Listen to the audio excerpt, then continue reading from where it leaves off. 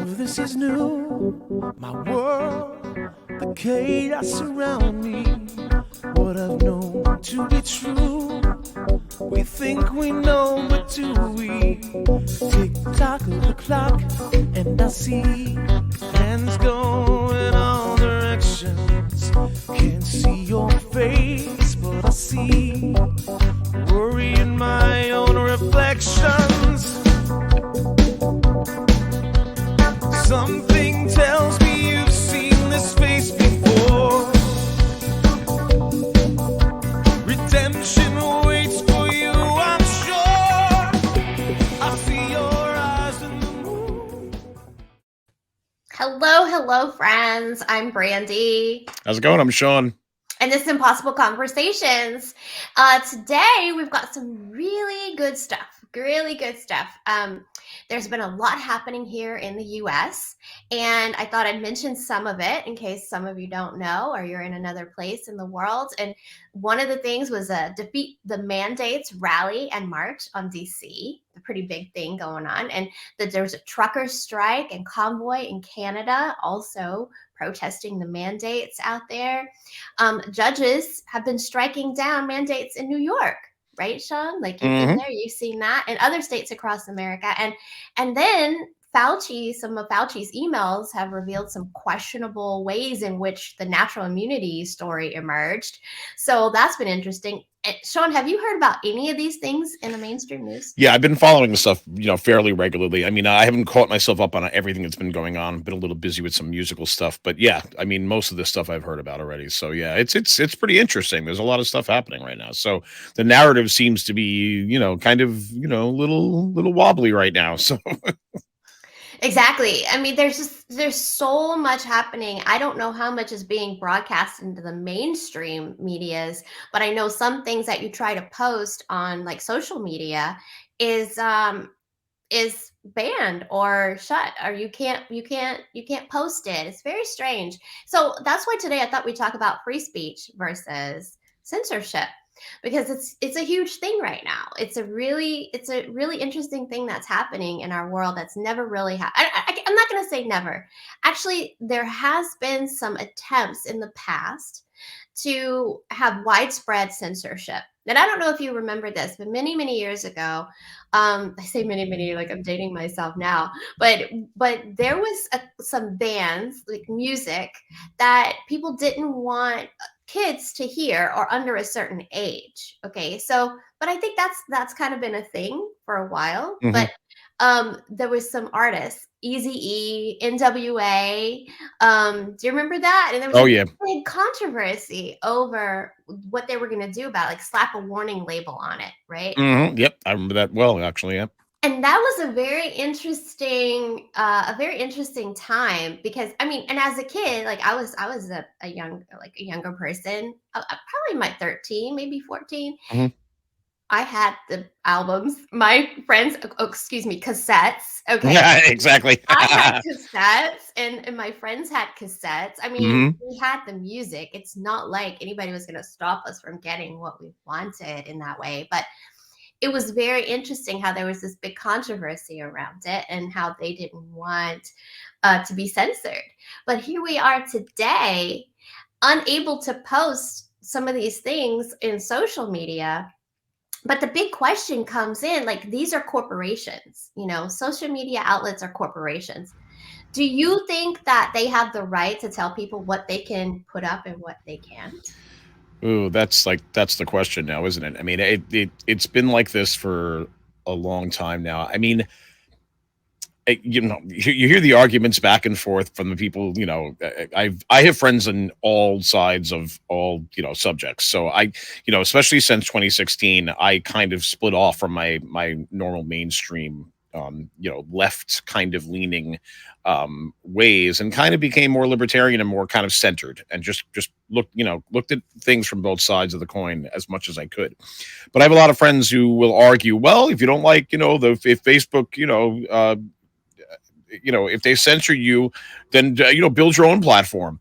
And I just want to roll my eyes and go, oh yeah, I'm sure I can compete with a giant multi-billion-dollar conglomerate, that has hooks in Google and all these other places. I mean, good luck with that. So I laugh when people say things like that because it's just patently ridiculous to think that you can build a platform that's going to in any way come close to what these people are capable of. So yeah, I mean, I definitely think that the answer to misinformation and all this other stuff is not to censor the internet more. I think it's to allow this internet to be 100% open. Because look, I mean, we're all looking for truth, right? I think the truth will rise to the top. If something is truthful, I think it tends to shine by itself. It doesn't need any explanation. It doesn't need any coercing. Generally speaking, obviously there are some very large exceptions. However, I really do think that that tends to be true. So, yeah, I think it's a really, really slippery slope we're going down with this stuff, because we really are, as much as I don't want to believe that this country is a full on oligarchy already, as Bernie would say, oligarchy, I really was looking at, obviously I was a Bernie fan in 2016 and kind of, was following what he was doing. And I really loved him. I thought he had some great, I mean, hello, hi. You got a little Bernie right here. Look, Bernie's right here. So yeah. So, I mean, I was definitely a fan back then. So, I mean, but I really think we are an oligarchy, but we are a informational oligarchy at this point. I think really they have completely stifled any kind of dissent, and I think it's extremely dangerous. I mean, Naomi Wolf talks about this a lot in her book, The End of America, and in her, her different, podcasts and such. And she's completely right. This is a closing society. We are closing up. And it's very scary to watch because it's been accelerating really, really for the past several years now, since 2012 or so. It really has been accelerating exponentially where our society is just closing. And it's very interesting that you brought up the whole musical kind of censorship back in the day, because that was, I think, during like the Reagan era, right? I mean, that was the right-hand side, putting the kibosh on curse words and subject matter and content and things like that. And now we've completely flipped entirely over to the other side now, where the left seems to be the people who are now censoring speech way more than the right. So it's crazy. We live just in this upside down world now where, the people who were for free speech and were for like ideas and stuff, that's why I jumped ship in 2016. I just was like, I don't identify with these people anymore. I don't get where they're going. So again, I'm very I kind of been trying to look at this from the center from 2016 pretty much on till now. I've been kind of I'm on my own side now. I'm kind of just watching everything go on and not really taking sides in anything anymore. And of course, that makes all my lefty friends think I'm a right-wing nut job, and all my righty friends think, oh, you're not being, this and that, so I'm trying not to buy into the paradigm of the two-party system, but they force you into that. And the way they force you is by kind of, coercing you to one side or the other by censoring speech that will steer the masses in one way or another. And that's what I think that social media really has been ramping up, is that steerage, like pushing people to one side or the other and forcing them into these boxes that they don't want to be in anymore. That's interesting. It's very interesting how you bring up it was this quote these type of people trying to put these restrictions, and now it's these people trying to do these restrictions. That's very, very curious. Yeah. And it sets off red flags in my mind about maybe they're on the same side. Exactly. Are we just being steered back and forth, by whoever is leading us? And it's not our politicians leading us. They're just the players on the field. There are people up in the boots with the headsets on. You're going, all right, we're going to do a long pass on the left side. I mean, they're up in the boots watching. The eye in the sky is watching. It's That's not a great analogy, Sean. That's a great analogy. Like in football. Right? Yeah. I mean, these people up in the boots. And they're wearing a headset. I mean, they have an earpiece. Hello? Like all politicians. They're listening to what somebody else tells them to say. I mean, let's watch Biden lately. He can't even read the teleprompter, but it's like, but he's our president, the most votes in history. I mean, come on. I really want to feel sorry for him. Like, I do feel sorry. I think it's absolutely horrible what's going on. But I want to, and at the same time, I believe in karma, and so he's been part of it. He's part of it for a very long time. So it's like, well, you know, it Poor kind of old reads what man. you sow. So I don't Yeah. know. Yeah. It's very similar, and this is kind of a sidebar, but this is what this is making me think of.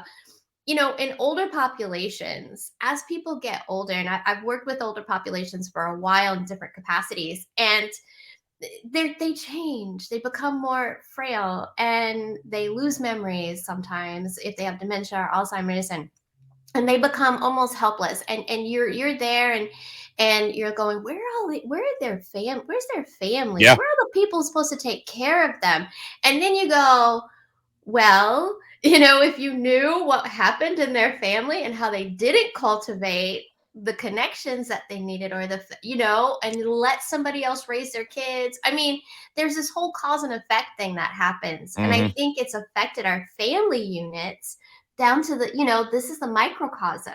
Yeah. But the bigger picture is it's the macrocosm of what we've allowed to happen in our culture. I think Exactly. we're seeing it in so many different systems that are broken. Yeah, and it's true. I mean, I really think you're right. I mean, obviously there are a lot of accusations that you hear regularly. At least I do. I'm not sure. I'm sure some of our listeners hear it as well. They hear basically that, well, the left is trying to destroy the family, the nuclear family, and the right obviously will posit that onto the left all the time and try and make it look like some sort of a thing. Right. I don't know. I don't know what, I'm not sure exactly who's trying to do what, but like I said, I think earlier, I think we hit on the fact that they're trying to steer. I really do think that that's part of it. I do think that the two parties are almost indistinguishable at this time. They'll fight over little stupid minutia all the time and try and figure out, who's going to do this and who's going to do that. But then they'll vote for war 99% of the time. Oh yeah, we're totally for war, but everything else we're completely dichotomous on, and I don't buy it. I just don't buy it. I think Yeah. and that's where Bernie was right. I think that's why Bernie identified with so many people, is that it's not right versus left, it's us versus them. And that's what he really that was his entire platform. And I Right. think that resonated with millions and millions of people, and it was so obvious what happened in 2016, I think. But obviously I'm biased too. I was biased. I thought he was a great choice, and I thought he actually really cared about the country. And then once he folded to Hillary, I almost said Billary. that was one of the names that they used for that pair back then. Billary. Freudian slip. Yep, yeah, Billary.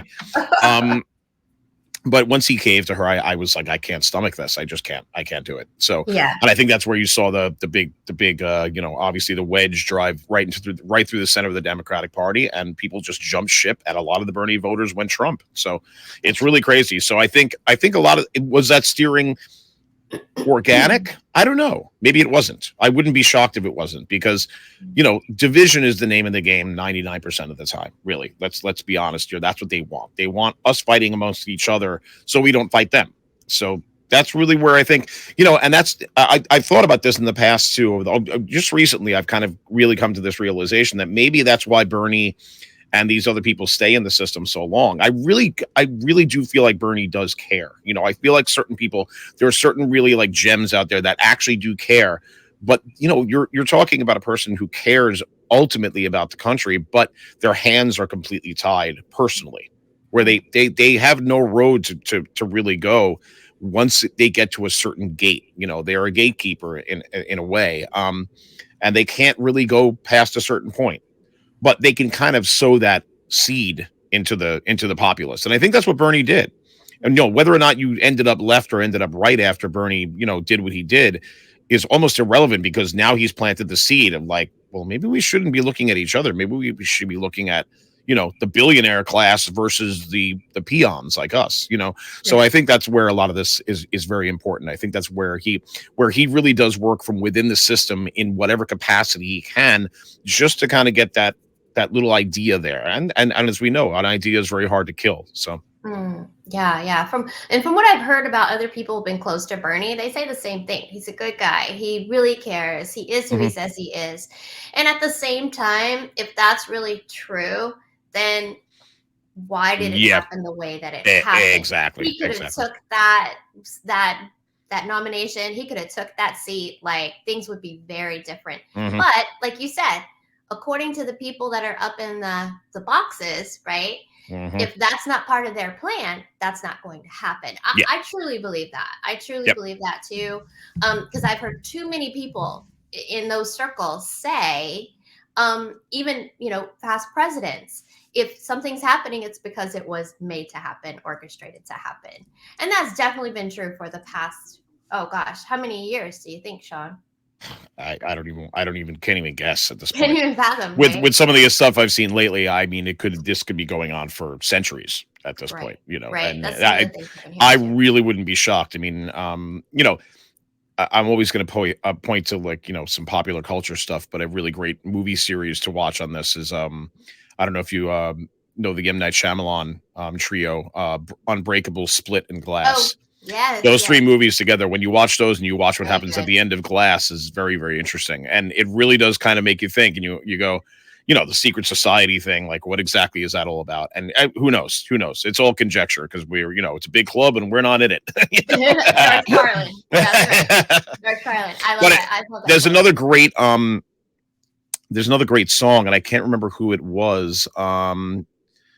That's what it is. It's called "Lives in the Balance," and it's an older song. It's by who did this? Jackson Brown, and he's got some great lines in this. I forget what year this. It might be 1980 or something. Mm. And the lyrics are: "I've been waiting for something to happen for a week, a month, or a year, with the blood in the ink of the headlines and the sound of the crowd in my ear. You might ask what it takes to remember when you know you've seen it before, where a government lies to a people and a country is drifting to war.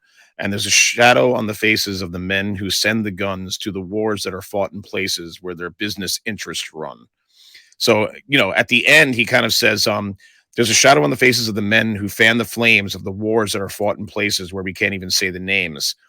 And he says, they sell. Yeah, this is probably the best line of the entire song. They sell us the president the same way. They sell us our clothes and our cars. They sell us everything from youth to religion. The same time they sell us our wars. This is the key line. I want to know who the men in the shadows are. I want to hear somebody ask them why. They can be counted on to tell us who our enemies are, but they're never the ones to fight or die. And it's Wow. true. That's a great line. I love that. I want to know who the men in the shadows are. I want to hear somebody ask them why. They can be counted on to tell us who our enemies are, but they're never the ones to fight or to die. It's a great Mm. line. And that's 1980 or something in that 100% neighborhood. true. And it's 100%. still so true. I love And that. so I think it has been going on a very, very long time. Wow. So I think people are waking up to Yeah, this, without right? a Like doubt. I really think a lot of people are waking up. It's Some accelerating too very are not. quickly. Yeah. Right, right. But so musicians, you brought up Jackson Brown, Mhm. amazing musician. Musicians are kind of buying into some of all of this. Some that we thought were extremely, extremely pro like freedom and just expression are going in a different way. What do you think of Neil Young?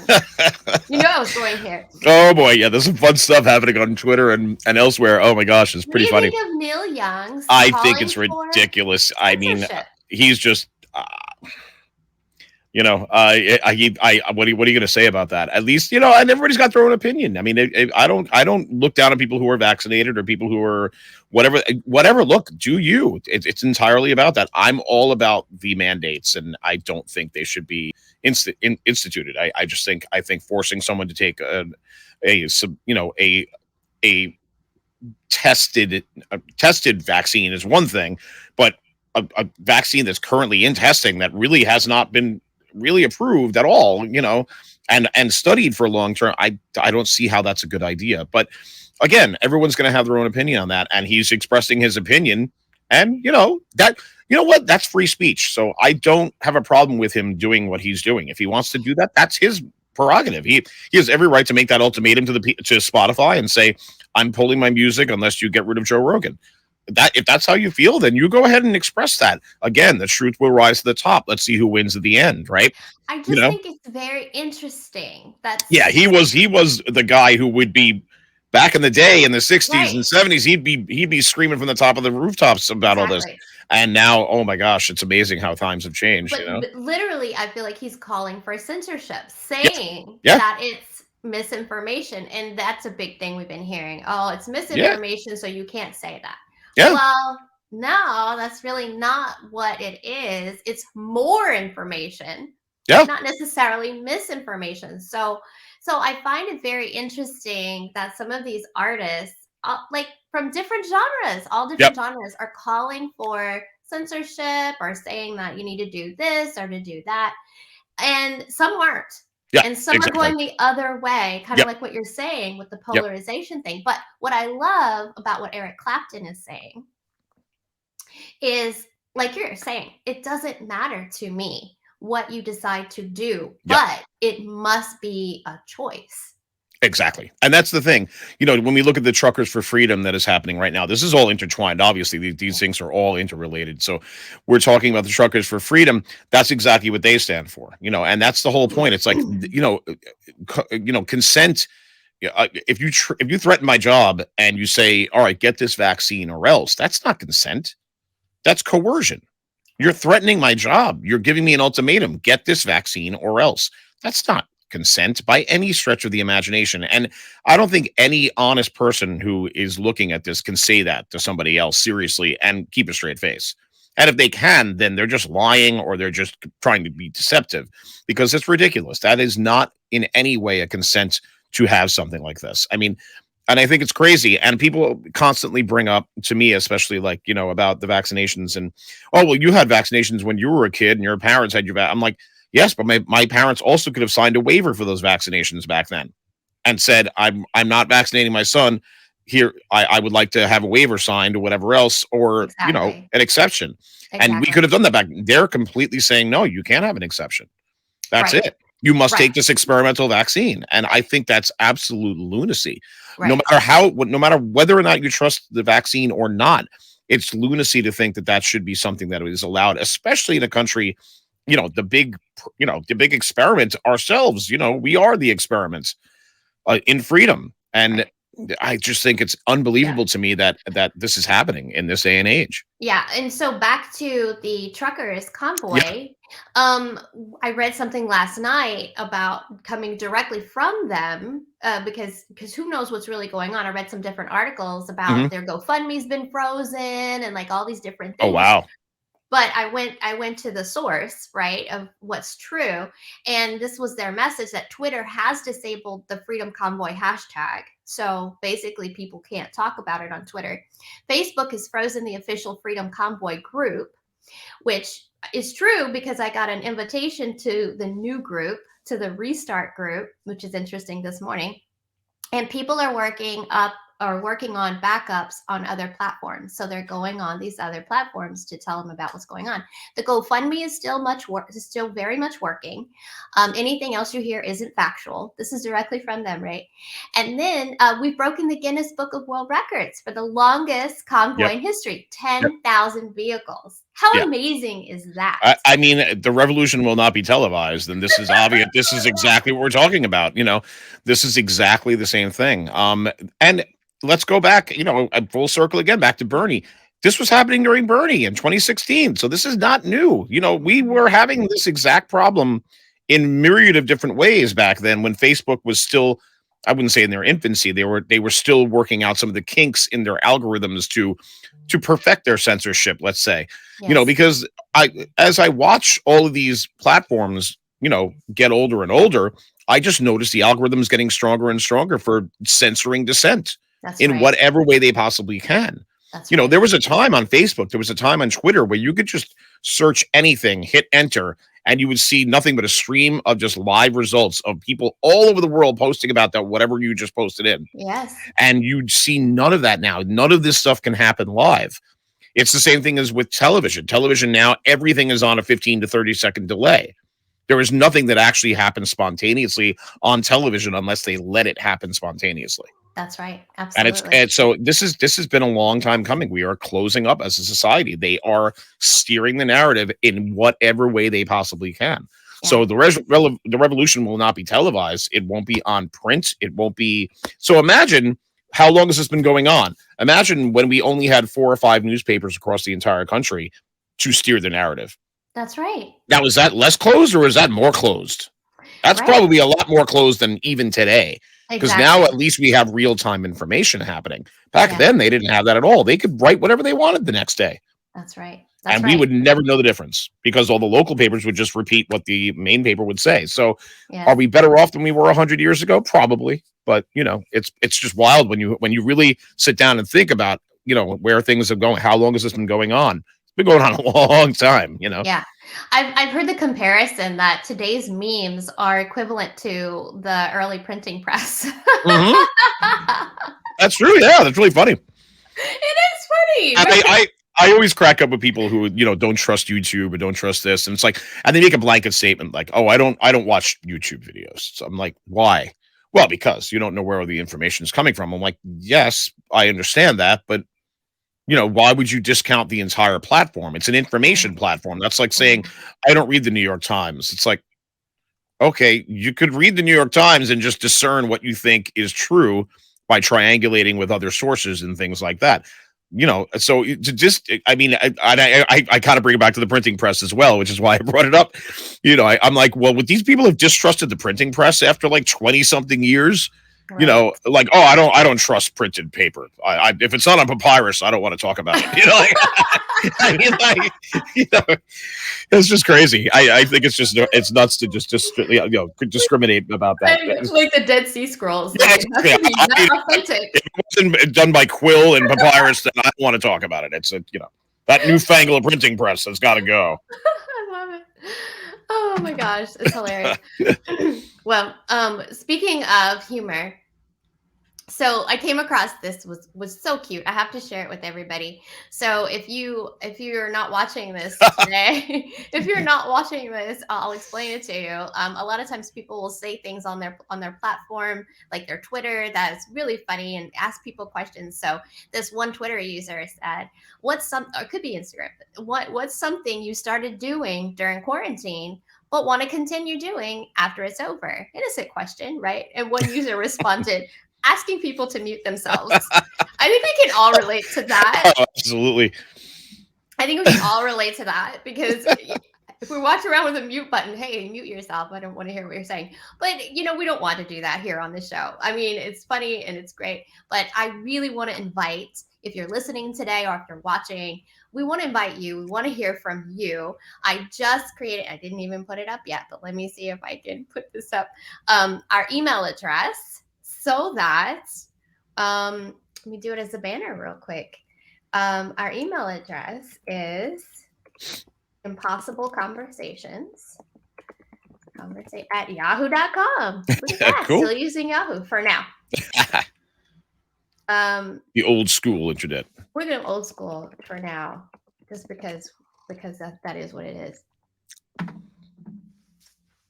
Let me make sure I spell it right. Okay, good. There it is. Very cool. We're going to make it. Oh, fancy. I know, right?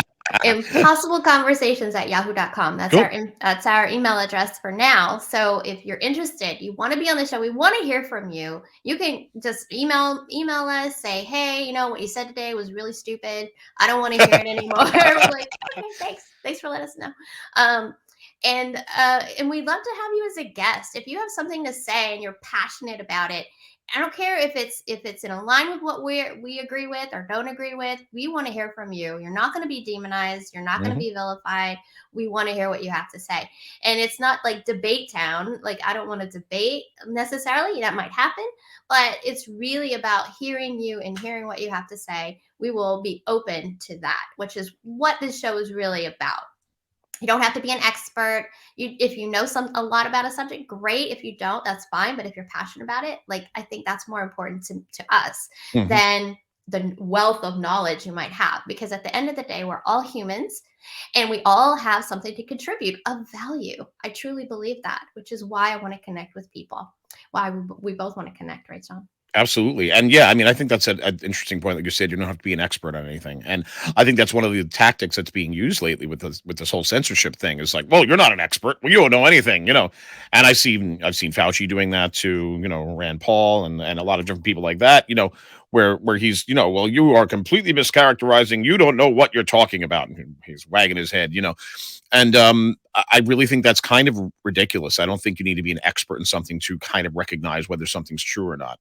I think a lot of times, yes, I mean, of course, there are certain things that you will not know what you're talking about at all, but some people recognize when people are not telling them the truth. I mean, Yeah. there's a gut feeling there. I mean, that I've had many times with people who I can just tell are lying to me, and I don't know why. And I mean, and it's very useful. It has come true more often than not. Where I go, I don't know, something's not right here. And I think that's, again, leaving the internet free and open and letting the cream rise to the top, I think is the best way to actually accomplish getting the truth out there, rather than Obama talking about, talking about how he's going to have a truthiness test, that he was talking about back in the day. I don't know if you remember that quote that he made.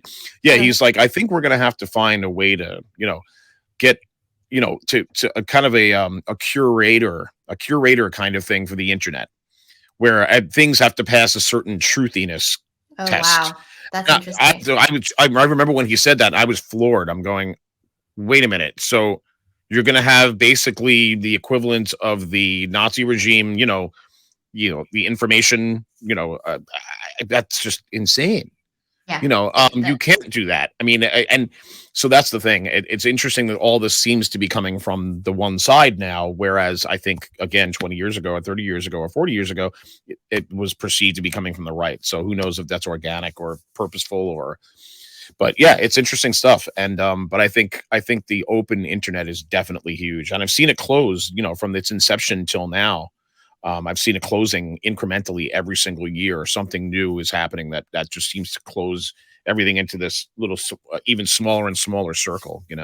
Yes, I see that too, but I appreciate your perspective from before, saying the more this happens, the more this happens, Hmm. right? Because people will say, no, we hunger for it. We Yeah, hunger for information and knowledge and sure. Yeah, understanding. We are not going to be pigeonholed into this little bitty information bubble. We have to know. And that's not, I don't think that that's a small minority way of thinking. no, I without a doubt. really, right? I Hmm. really think that there's a influx, even young people, I mean, younger people now I'm not talking about like maybe millennials, but the generation that came after millennials, maybe like my son who's like 19. I have another son who's 13, almost 14, and they're very curious. They ask a lot of questions. Could be because of who their mom is. I don't know. But I really think that they're not going to just accept what people are telling them. If something doesn't sound right or feel right, they're going to go back and ask questions. And if they're not getting the answers and they feel satisfied, they're going to go somewhere else. Yeah, I think you're right. I have talked to a number of people, in their late teens, early 20s, and things like that are definitely thinking along those lines now, where they're getting tired of all this garbage, of all this bickering back and forth, and no Definitely. real substantive solutions coming out of the talking heads that are out there. And again, I think they recognize that this left right paradigm, I think, is just a bunch of hogwash. It Yes. really is this whole like divide and conquer thing. If you're not left, you're this. If you're not right, you're this. If you're not this, you're that. You don't have to box people up like that. And I think that, I mean, that was, again,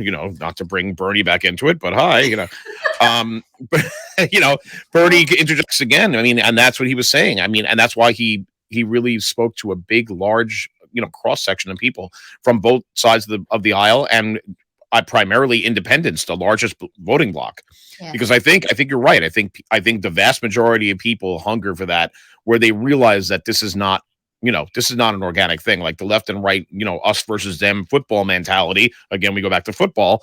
It's that football mentality. Like, if you're not on our team, you're on theirs. No, not really. That's right. So That's right. I love it. Okay, I've got one more little meme here. Hang on, I'm recording. Sorry. it's all I've good. got somebody tapping me on my shoulder here. Just a second. Sorry. I've got one more little meme here that I wanted to show everybody. Let me get this Just banner do off real nothing. quick. Yeah. So this is what happens with censorship. We only get half the story, right? Yep. So I've got 3 frames here. In one of the frames, it says, just do nothing. Someone is doing some graffiti on a wall. It says, just do nothing. In the next frame, it says, it is impossible. And so you're getting 2 halves of a different story. And then whenever it pans out in the last frame, it says, just do it. Nothing is impossible.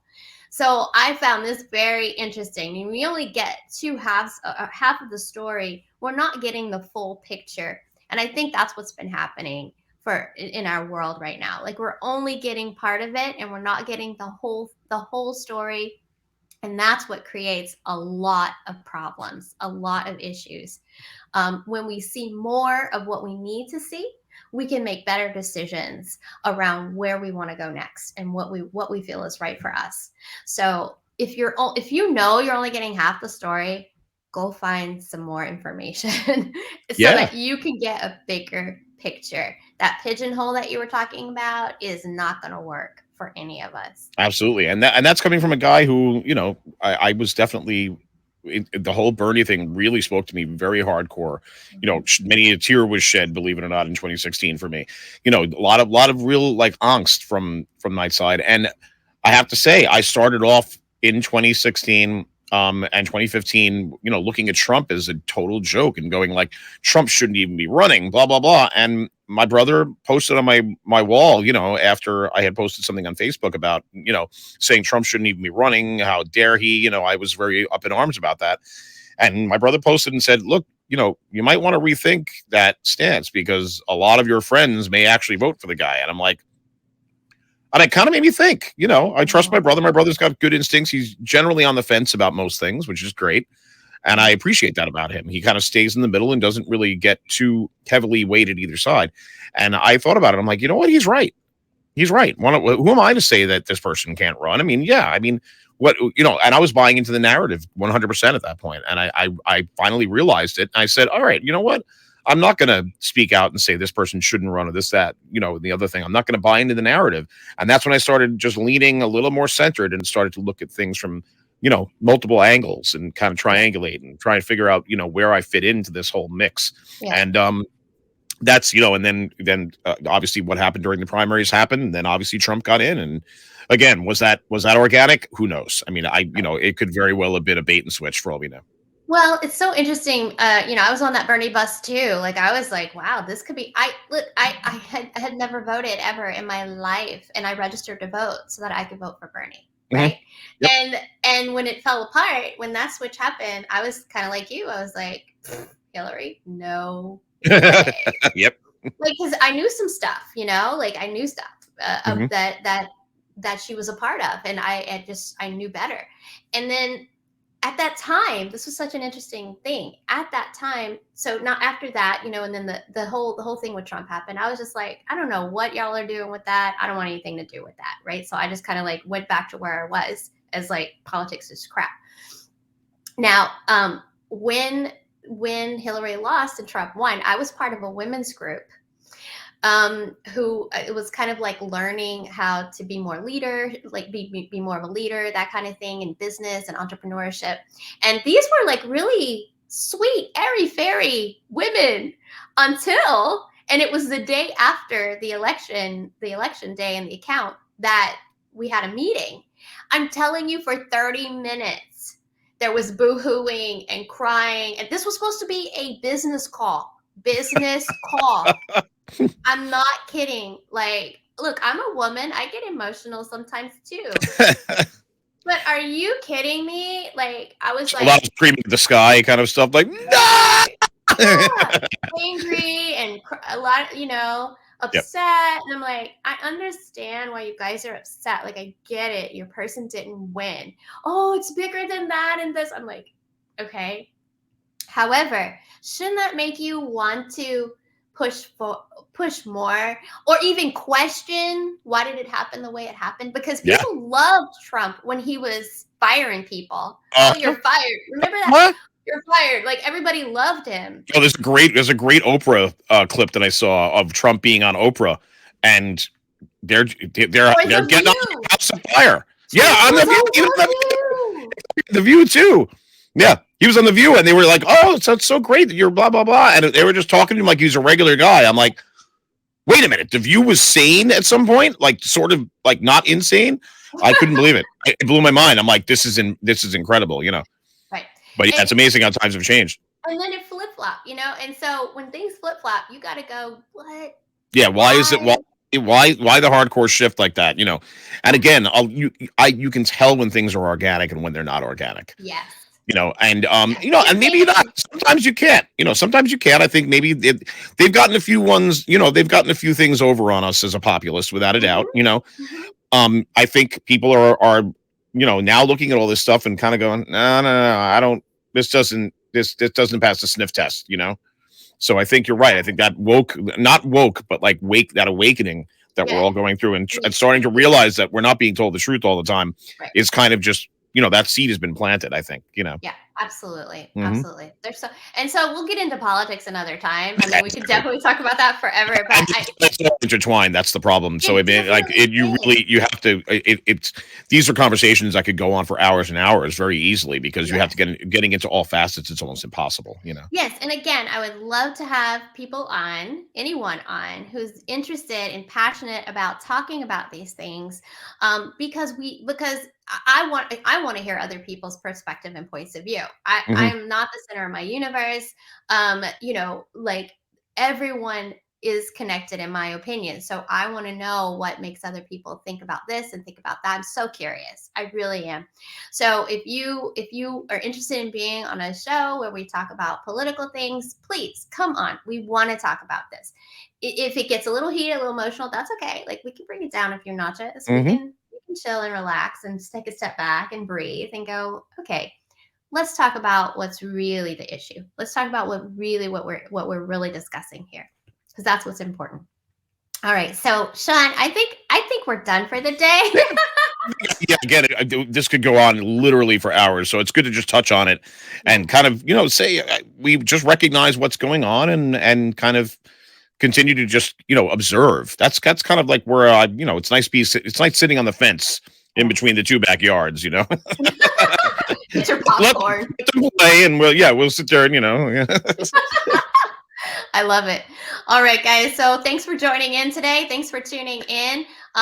You know, like this video and just subscribe to our channels. We're YouTube, Rumble, whoever will have us. We're really not particular on what platform will let us be on their platform. We're totally fine with that. You want to kick us off? That's okay too. We'll find somewhere else to go. Exactly. All right, Sean. Thanks for being here. Thanks all of you for watching. Have a great day.